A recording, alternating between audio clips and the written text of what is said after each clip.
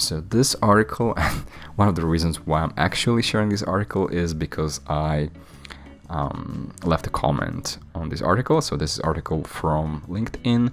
So I commented there. It's from Karen Saxton, and she's founder at EAP Medical Translations.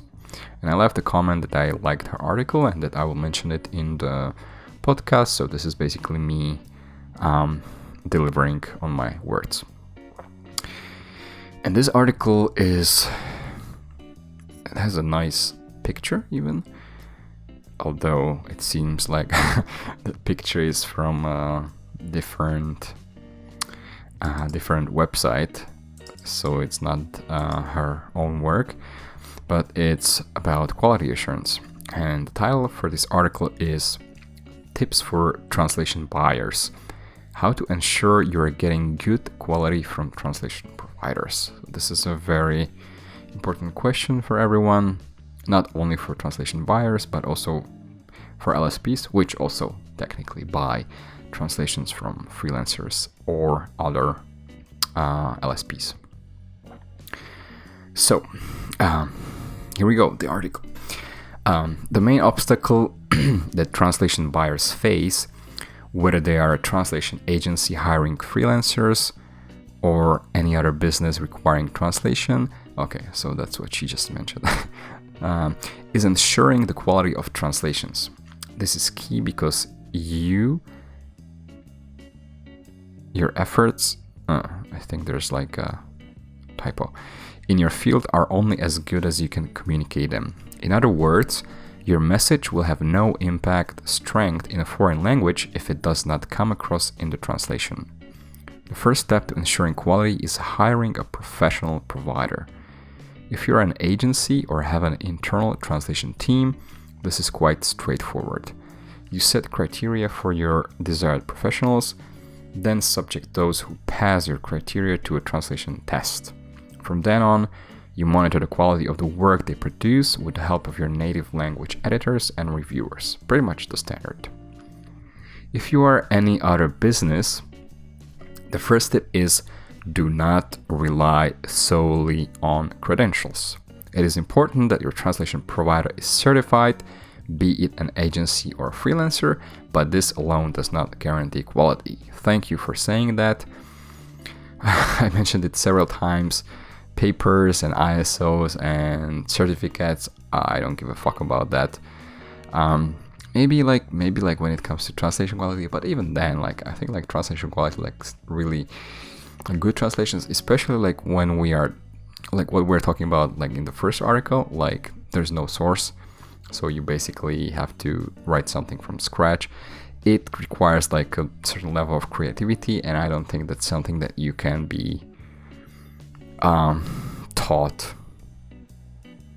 and validated by some fucking degree or some credentials.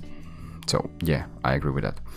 One way that you can test the quality of your translation provider is to have them translate a short excerpt and have that back translated into your source language. Back translation is the process of translating a translated piece back into its original language. This is often used in quality control processes, particularly for very sensitive pieces within translation agencies, and you can use it in your own organization as a means of testing your providers. So, I'm not sure about this because let's say that you only understand English and you're testing a Japanese translator. So the Japanese translator gets the English source, then they translate it or localize it or adapt it to Japanese, and then somebody else gets it to translate it back into English. So because you have the person who's doing the back translation, technically the quality of the Japanese translator also depends on how well the person who's doing the back translation can actually translate and understand what the Japanese translator created.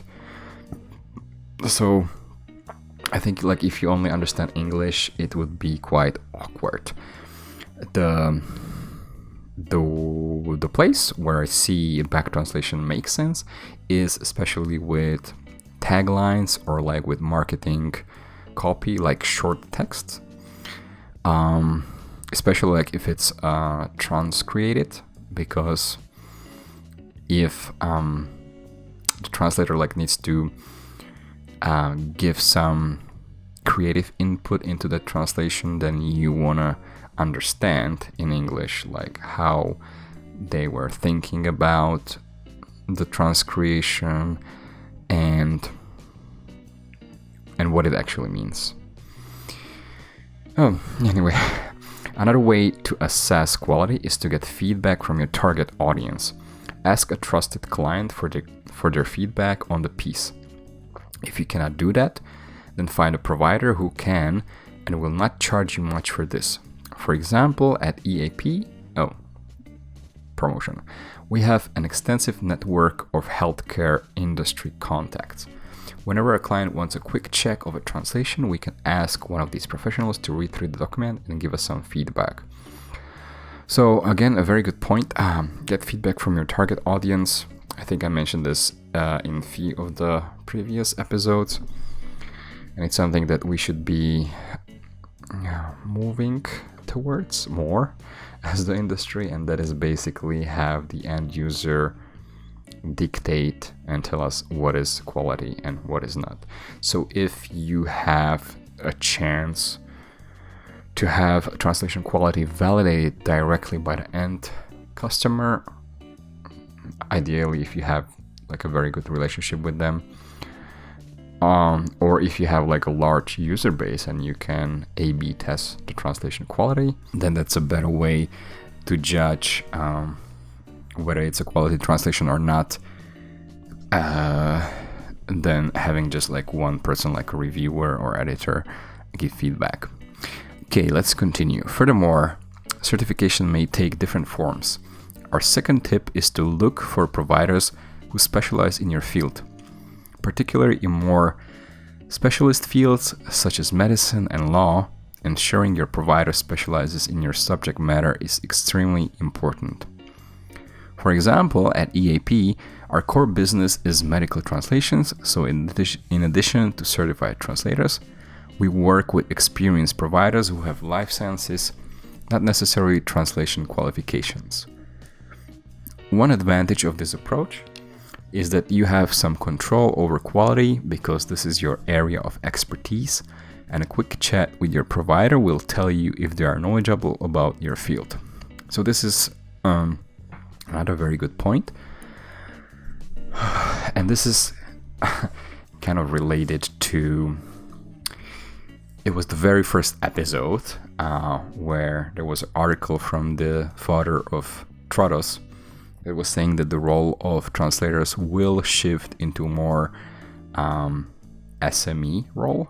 Like there was like one of the possible roles that the translators could take on. And at that time I was saying that like I think like most of the translators are not SMEs because they're not like using the products or the services or like whatever they translate. They're like SMEs, they're like experts at translating something from like a certain industry, but that doesn't mean that they are experts in that industry. But what Karen is saying in this case, and I already had that experience and I forgot about it when I was recording the first episode, and I think I remembered it when I was listening to the podcast for the very first time on my flight back to Vancouver. And that is exactly from medical field is when I was working at Scrivanek, which was my second LSP that I was working for. I did some medical translations, and one of the Czech translator, he was actually like a medical expert, but he was just like translating like in his free time, maybe to earn some extra cash. And usually these professionals who also translate have higher rates, but because they're actually SMEs, they're experts in that. They practice the thing that they translate. Then they are probably very much more suitable for these very specialized translations than just someone who is like a translator with like extensive experience just translating the content. So I agree with this. A pro tip: with recent advances in machine learning and artificial intelligence technologies, it is clear that over time, generalist content will be easily translatable by machines with few errors. So this is another very good point, that the more the content is general, the more it will be easier for the machine to translate it. But if you're like a very specific and specialized translator, and you bring that SME value, then you have more time to prepare until the machine takes over. Where you will really need to be able to rely on your provider is specialist knowledge and creativity. If your content is mostly marketing, for example, you want to have providers who can tune to your wavelength and deliver the sentiment of your campaign, not the precise words you used. If you are in a specialist field, you want providers who truly understand what your product and services are about, so that they can quickly learn with innovation and become the ones who can teach and correct the machines. If you're looking for long-term providers, this is a key point to consider. Again, I completely agree with everything. The third tip is to ask your provider about their quality process. Even freelancers nowadays have access to free versions of QA software. Therefore, a quick spell check and read through of the translation against the source is no longer acceptable as a professional standard. Your provider must have an established process that involves use of at least one quality assurance software. This type of software detects numbers that are different in the source and target content, inconsistencies in translation, and other errors that are harder for humans to detect. So this just reminds me of, again, Scrivener, surprisingly. And in Scrivener, actually, these stupid QA checks had to be run by PMs who, of course, don't understand all the target languages.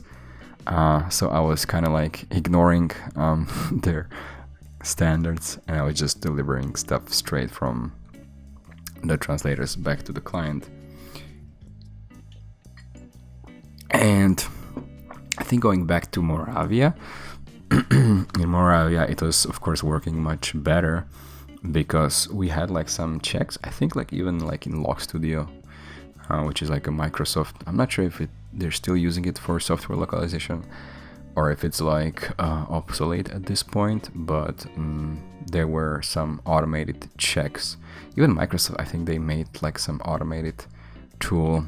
And of course, we were asking the translators to give us this report back with their translated files, because this is exactly what like Karen was saying, that every freelancer, when they deliver stuff, they should be running the checks on their own, because most of the issues, or many of the issues, they are the ones who can actually understand them and correct them, because it's like basically the translation that someone who can just speak language cannot do anything about. Let's continue. It's already 12:30. Oh no. If you're reading this and thinking, but I just need my website translated, do I need to go through all that trouble? In today's highly globalized markets, if you are translating your website, you're hoping to do business in foreign countries. In the past, it was rare for foreign companies to enter local markets, so companies got away with translating very little and leaving the rest of their materials in English for the client to figure out. Nowadays, if your competition is speaking the local language, you must be speaking it too, because you do not want to lose out due to miscommunication. Therefore, you will eventually need more than your website translated. For that reason, it is worth going through a bit of trouble finding the right provider at first. Otherwise, all the money you spend on writing copy and conducting market research will literally be lost in translation. How do you ensure you don't have to go through this process every time you need a translation? Number 1, look for a provider who is looking to partner with you. When you ask for a quote, look for signs that the provider is willing to revise the translation, will be available for questions, and seems as invested as you are in ensuring the final quality of the product. For example, a provider who is upfront with you about a deadline being too tight for a quality job, or the price being too low to pay for a reviewer, or who asks you questions about the nature of the job and other terminology management issues, e.g., are there any terms not to be translated? These are signs that the provider is invested and takes pride in the final result, which means this provider will work with you to deliver your message. Number 2, take feedback from your audience back to your provider and see how this provider works with you to implement it. When you get feedback from your target audience, your translation provider should be willing to comment on that feedback and discuss with you what changes are or not appropriate. Ultimately, your provider must be flexible enough to accommodate the changes that you deem appropriate and work with you to make them work linguistically. Over time, this will give you confidence to trust your provider, and you will rest assured that your message is being communicated. So, that was the article from Karen Saxton. I don't have any objections. In fact, I agree with most of the things. I think all of the things.